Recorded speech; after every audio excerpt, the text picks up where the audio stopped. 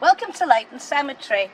Layton Cemetery was opened when the cemetery at St John's Church in town was replete with burials. So they had to open a cemetery here. There used to be a sanatorium way behind the chapel, so I'm kind of glad I wasn't in there watching them build a cemetery around me. This is the Church of England Grade 2 listed chapel, and we very much would like to see something done with it. Originally there were 3 chapels. On the left there was the non-conformist chapel for the Baptists and the Methodists, and over on the right was the Catholic chapel. They are long gone and the land was sold off to make room for more graves. Layton Cemetery stands on what is now called Talbot Road, which at the time it was known as New Road. You could get a tram from town straight to the cemetery gate, so the lovely Victorian ladies could promenade to the rich graves on the outside and near the chapel without spoiling their lovely frocks. Legend has it that when the ordinary Blackpool folk decided they would also catch the tram, as it was free, that they weren't allowed to sit on the same level as the posh ladies. And because the tram terminated here and it was a cemetery, it affectionately became known as the Dead Stop.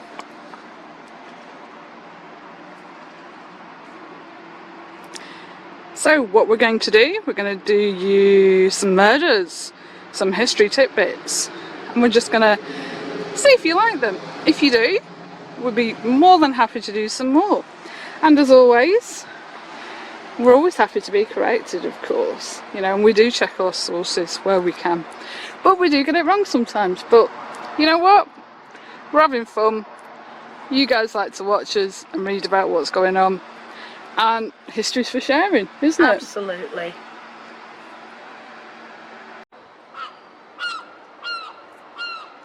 Here we are at the grave of Alice Burnham, a lovely young woman from Southsea who feared she would never marry.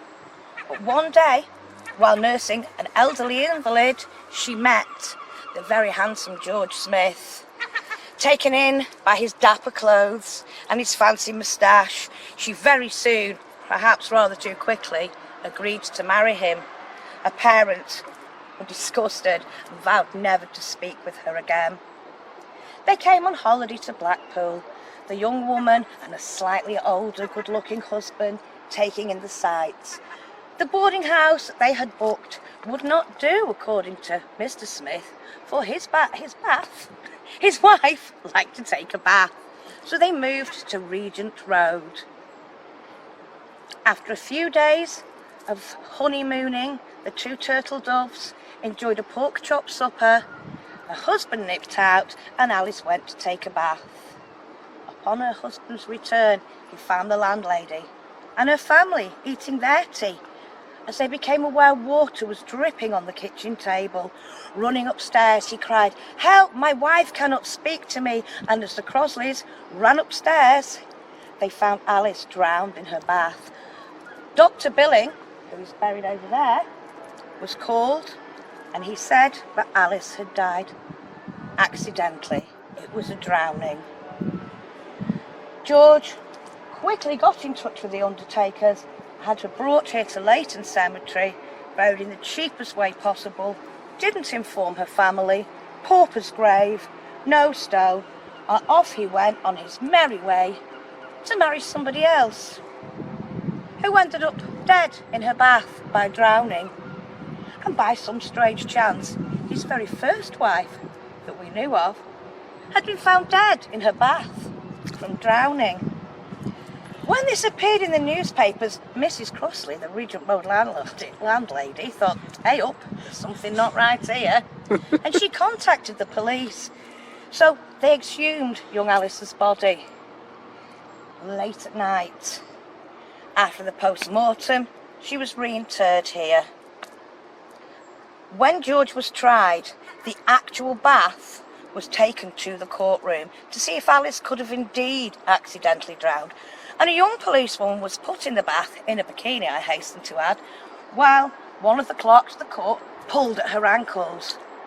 So swift and shocking was the sensation that the policewoman almost drowned. She had to be taken out and revived, for she had gone immediately unconscious. George was found guilty of the 3 murders and was later executed, I'm pretty sure, in Liverpool. And a nice add-on to this story, the original bath was displayed for many years at Two Swords in London in their tableau, Brides in the Bath. It can now be found at Scotland Yard's Black Museum.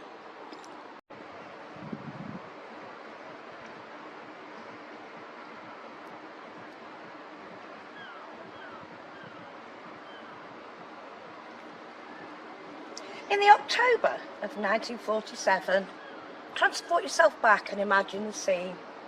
Beautiful white carriages, mourners in white, white lilies everywhere, a tomb, for this is a tomb and not just a grave, people, and the tomb was covered in white flowers. And that's because that's exactly what Augusta Carolina Rosaline had wanted. She stipulated it in her will. She was very, very firm on that. She was quite the dame as well. She was married to John Wingfield. John Wingfield had a famous dancing dog act. You'll learn later in the story, after Carolina had a back injury, she started to do a serpentine dance act. Not quite as saucy as some of you may think. It was her frock that she wafted in serpentine movements.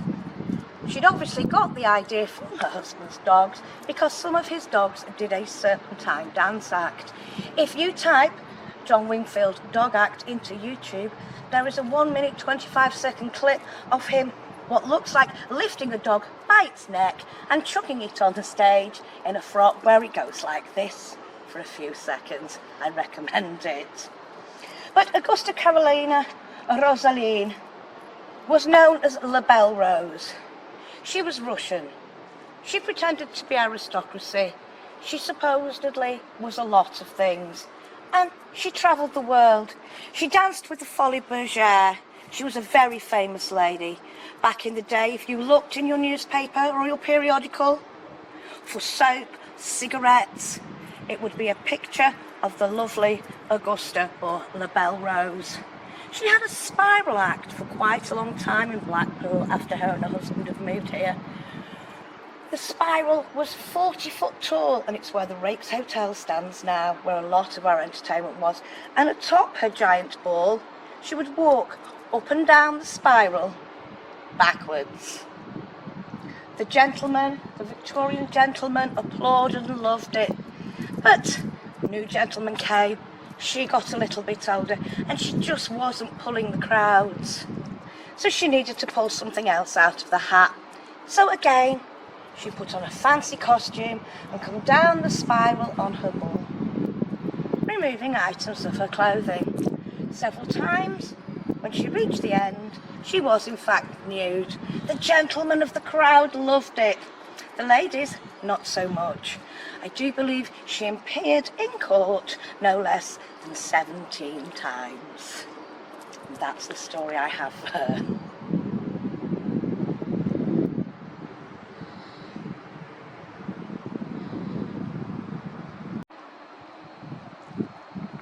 Here we are at the grave of John Arnold Parkinson, also known as Jack. A lovely grave. We have the broken column, which isn't actually broken, it's signifying a life cut short. He has an anchor to show his strength. Not necessarily a seafarer's grave, but the lifebelt and the lifeboat let us know he was coxswain of Blackpool lifeboats. Also known as Jack, Mr. Parkinson was a professional footballer for Blackpool back in his day. The football club played at the Rakes, which was the centre of attention in Blackpool, and he had a lot of followers. But it wasn't like today, and John, or Jack as we know him, also had another job. He was superintendent of the swim baths in town. Or back in the day when it was just the baths, people didn't just go for a swim. they went for a bath. We're a dirty lot, those Blackpoolians. And every now and again, we like to go for a bath. Now, the baths in town were fed from the sea. They were salt water, and salt water was pumped into tanks, and in those tanks the water was heated to virtually boiling point. Then cold water was added and taken for people to bathe in. John, or Jack, had quite a good job there. He was superintendent, having married the boss's daughter. One day he heard one of the other chaps who worked there, his name escapes me, screaming in agony, and he ran over just to see as the guy had slipped off a wooden plank which was over one of the vats of boiling seawater, and he had plunged into the tank. Jack, being a brave soul, lifeboatman, he couldn't see his colleague in that much pain, so he himself inched himself along on one of the old rotting planks, and of course he suffered the same fate, and he too plunged into the boiling brine. And he and his colleague were trying to scrabble out, and they couldn't, and as they felt their skin blister, very luckily some more colleagues came along and pulled them out. They laid them on the floor, the side of the tank, and the doctor was called. The doctor looked at them and said, "Well, we can't move them. I don't know what to do with them. If we take them outside, the cold air will kill them. If we move them, they may die. So they will have to stay here." I do believe they were moved into another room to be more comfortable. But there they were, the skin hanging off them, boiling from the inside, in intense pain, and sadly they both did die. But this very fitting monument is to that very brave man.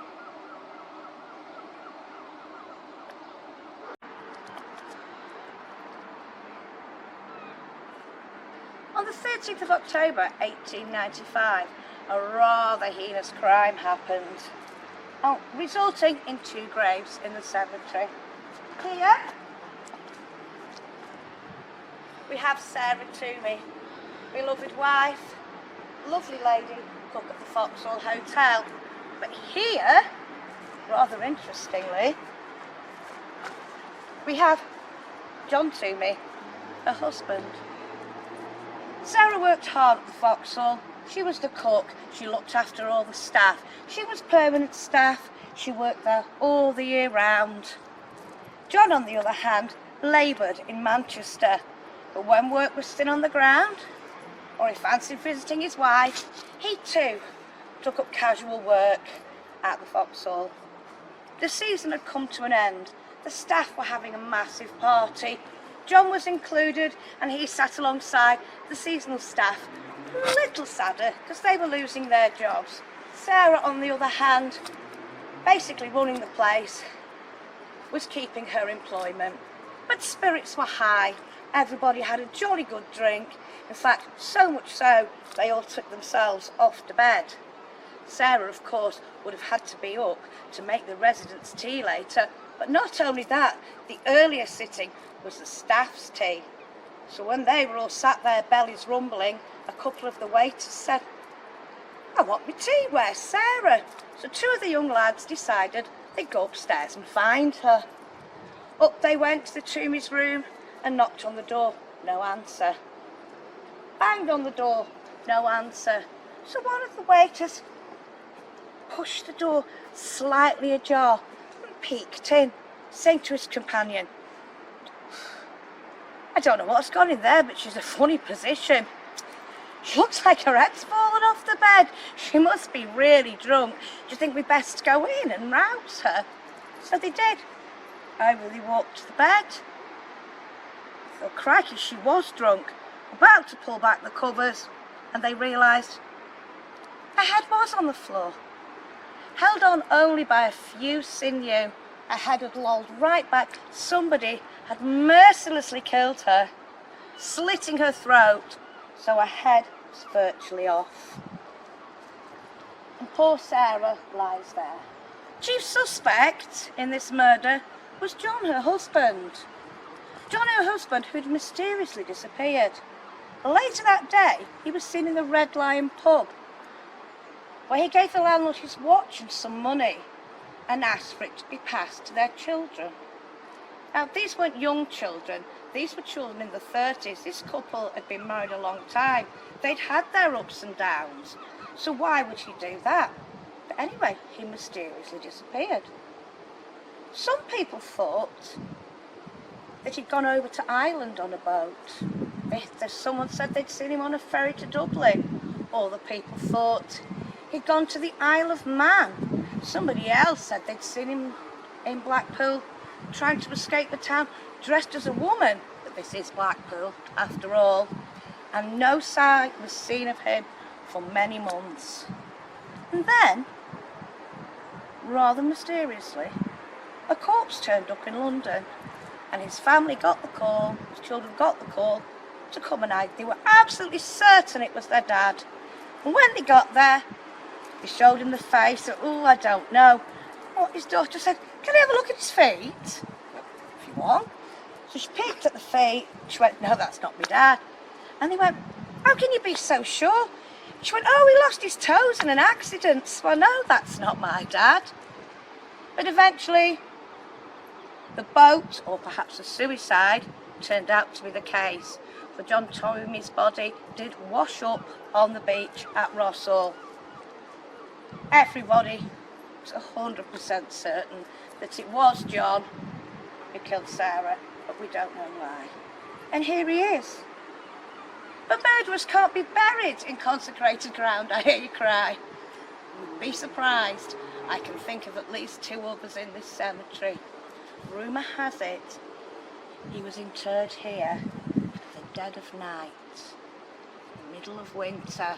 I like to think as the church bell struck 12, he was laid to rest here, so nobody knows, well, except us now.